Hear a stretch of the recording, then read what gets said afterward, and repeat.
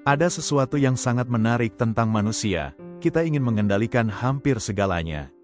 Kita ingin tahu apa yang akan terjadi besok, bagaimana pasar saham bergerak, siapa yang akan kita temui, bahkan bagaimana orang lain akan memperlakukan kita. Kita ingin memprediksi, meramalkan, mengatur, seolah-olah kita adalah Tuhan atas semua detail kehidupan. Namun, kenyataannya seringkali jauh berbeda. Hidup ini penuh ketidakpastian, penuh kejutan, dan justru karena itulah ia hidup. Kalau semua bisa diprediksi dengan sempurna, hidup akan kehilangan makna, kehilangan rasa penasaran, kehilangan drama yang membuatnya berharga.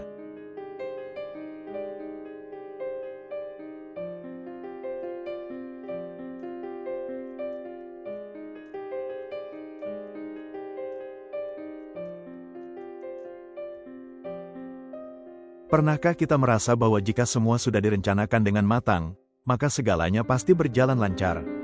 Kita membuat jadwal harian, to-do list, rencana 5 tahun ke depan, bahkan daftar resolusi yang panjang di awal tahun. Tapi kenyataannya, seringkali satu telepon tak terduga, satu email dari atasan, atau satu kejadian kecil bisa mengubah seluruh rencana. Contoh sederhana, seorang mahasiswa belajar mati-matian untuk ujian, namun pada hari H justru sakit demam tinggi. Seorang pebisnis membuat rencana marketing besar, namun tiba-tiba pasar global ambruk karena krisis tak terduga.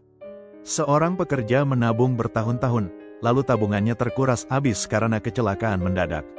Semua ini menunjukkan satu hal, kita bisa merencanakan, tapi kita tidak bisa memastikan. Ilusi kendali muncul karena otak manusia pada dasarnya tidak tahan dengan ketidakpastian. Ketidakpastian membuat kita gelisah, bingung, bahkan takut. Karena itulah, kita mencari cara apapun agar bisa merasa seakan-akan hidup ini berada dalam genggaman kita, meski itu hanyalah fata morgana. Kita lebih memilih ilusi kepastian yang salah ketimbang menghadapi kenyataan pahit bahwa kita sebenarnya tidak tahu apa yang akan terjadi. Seorang investor seringkali lebih tenang ketika melihat grafik analisis teknikal yang penuh garis dan indikator, meski sebagian besar prediksi itu tidak lebih akurat dari melempar koin.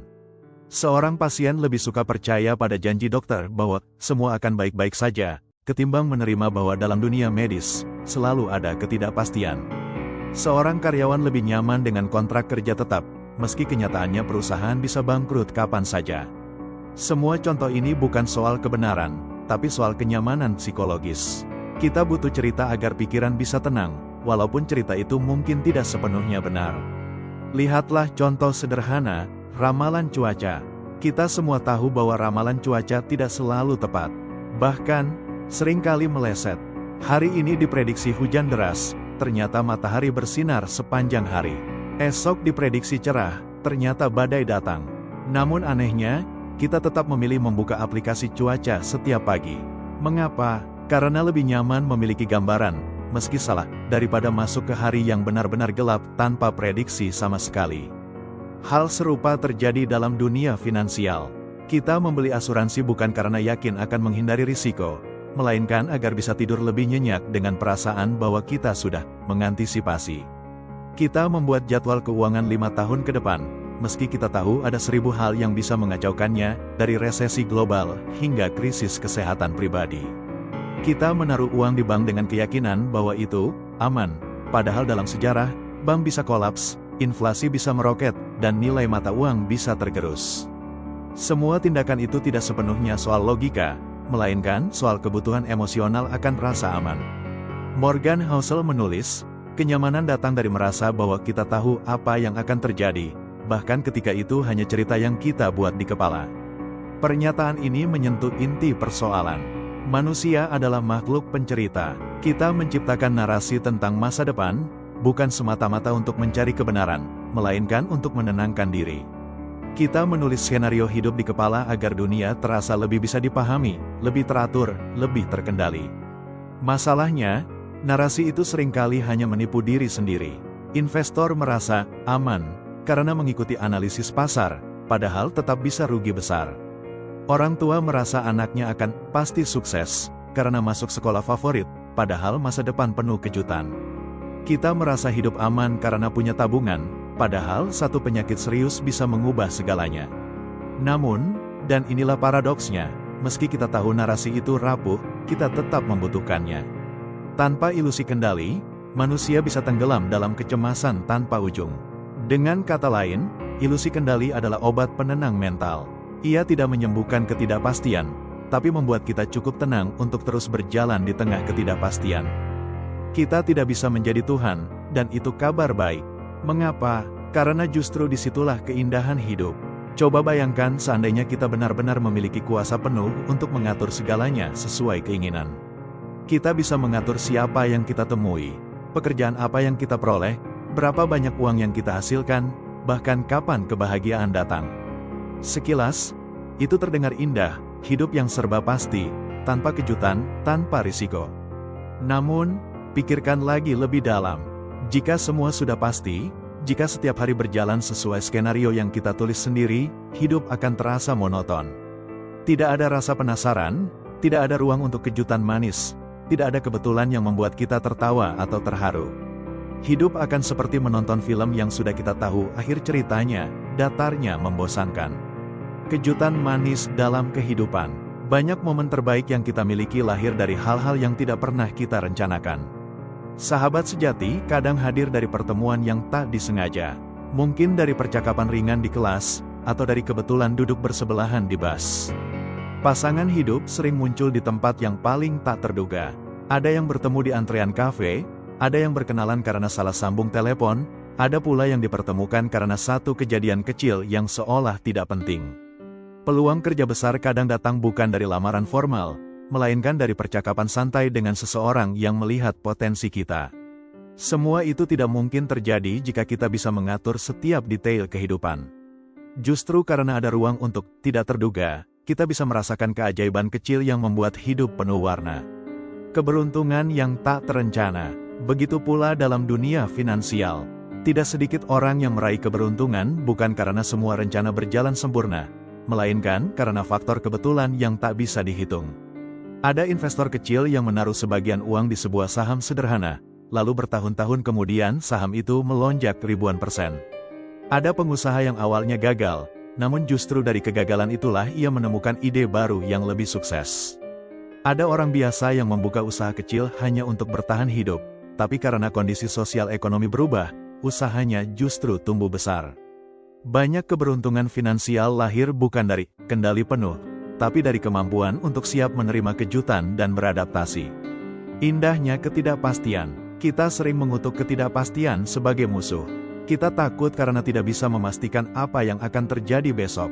Namun, jika kita mau jujur, justru ketidakpastianlah yang membuat hidup memiliki rasa. Bayangkan permainan catur jika lawan selalu membuat langkah yang bisa kita tebak. Tidak ada tantangan, tidak ada keseruan. Bayangkan novel tanpa konflik atau plot twist. Cerita itu akan membosankan, hambar, tanpa daya tarik. Bayangkan musik tanpa variasi nada atau improvisasi. Hanya satu ketukan berulang tanpa kejutan. Apakah kita mau mendengarkannya setiap hari? Demikian pula hidup. Keindahannya bukan pada kepastian mutlak, melainkan pada campuran antara usaha kita dan kejutan alam semesta. Kebijaksanaan dalam melepaskan kendali. Maka, pelajaran terbesar adalah ini. Kita tidak perlu menjadi Tuhan. Kita tidak perlu memaksa hidup berjalan sesuai skenario kita. Kita hanya perlu melakukan bagian terbaik kita, bekerja, belajar, merawat, mencintai, lalu memberi ruang bagi ketidakpastian untuk menghadirkan kejutan-kejutan yang mungkin lebih indah dari apa yang bisa kita bayangkan. Karena seringkali, apa yang tidak kita rencanakan justru menjadi hadiah paling berharga dalam hidup kita. Ada dua pendekatan bijak yang sering dipandang sebagai penawar bagi keresahan modern, Stoicisme dan Taoisme. 1. Stoicisme, seni mengendalikan diri. Stoicisme mengajarkan kita untuk memisahkan dua hal. Apa yang ada dalam kendali kita dan apa yang tidak ada dalam kendali kita. Dalam kendali kita, pikiran, sikap, usaha, nilai, pilihan. Di luar kendali kita, cuaca, opini orang lain, keberuntungan, hasil akhir dari usaha. Kebanyakan penderitaan mental kita lahir karena kita berusaha mati-matian mengendalikan hal-hal yang sejatinya tidak bisa kita kuasai. Kita kecewa karena orang lain tidak sesuai harapan. Kita frustrasi karena hasil tidak seindah rencana. Kita marah karena situasi tidak berjalan sesuai skenario yang kita tulis dalam pikiran. Stoicisme mengajak kita untuk berhenti menghamburkan energi ke arah yang salah. Dengan menerima keterbatasan kendali, hidup menjadi lebih ringan. Kita hanya fokus pada lingkaran kecil yang memang bisa kita sentuh, perbaiki, dan bentuk. Inilah mengapa para filsuf Stoik seperti Marcus Aurelius mampu tetap tenang meski memimpin sebuah imperium yang terus diguncang perang dan intrik. Ia menulis, ketenangan datang dari dalam. Jangan mencarinya di luar. 2. Taoisme, mengalir bersama arus. Jika Stoicisme terasa tegas, maka Taoisme hadir seperti angin lembut yang mengajarkan keluasan. Taoisme, terutama lewat ajaran Lao Tzu, mengingatkan kita bahwa hidup ini bukanlah sesuatu yang harus selalu ditaklukkan. Kadang-kadang, kita justru lebih bijak jika membiarkan diri mengikuti aliran alam. Taoisme melihat kehidupan seperti air. Air itu lembut, ia tidak pernah melawan bentuk wadahnya. Namun justru kelembutannya membuatnya mampu mengikis batu yang paling keras sekalipun. Ia tidak terburu-buru, tidak memaksa, tapi secara perlahan tetap memberi dampak yang luar biasa. Mengalir bersama arus bukan berarti menyerah atau pasrah total. Bukan pula sikap malas atau tak berdaya. Sebaliknya, itu adalah kesadaran bahwa kehidupan memiliki ritmenya sendiri, dan tugas kita adalah menari bersama ritme itu, bukan melawannya habis-habisan. 3. Menyatukan keduanya. Ketika Stoicisme dan Taoisme digabung, kita menemukan kearifan yang seimbang. Dari Stoicisme, kita belajar fokus pada apa yang bisa kita kendalikan. Dari Taoisme, kita belajar ikhlas dan fleksibel terhadap apa yang tak bisa kita kendalikan. Kombinasi ini memberi kita ruang batin yang luas. Kita tetap merencanakan, tetap bekerja keras, tetap berusaha menjadi yang terbaik, tapi kita tidak menjerat diri dengan tuntutan bahwa hasilnya harus selalu sesuai ekspektasi. Kita menjalani kehidupan dengan keteguhan sekaligus keluasan, dengan usaha sekaligus penerimaan. Akhirnya, hidup menjadi semacam tarian, ada langkah yang tegas, ada juga gerakan yang lembut. Kita tidak lagi terbebani oleh bagaimana seharusnya hidup berjalan, melainkan menemukan kedamaian di tengah kenyataan yang terus berubah. Maka, narasi yang sehat bukanlah, aku harus memastikan semuanya berjalan sesuai rencana. Melainkan, aku akan melakukan yang terbaik hari ini. Aku akan mempersiapkan diri sebaik mungkin. Aku akan menerima bahwa ada hal-hal yang di luar kendali. Aku akan membuka diri pada kejutan hidup. Karena di sanalah kebahagiaan tumbuh, bukan dari mengendalikan, melainkan dari mengalir bersama ketidakpastian.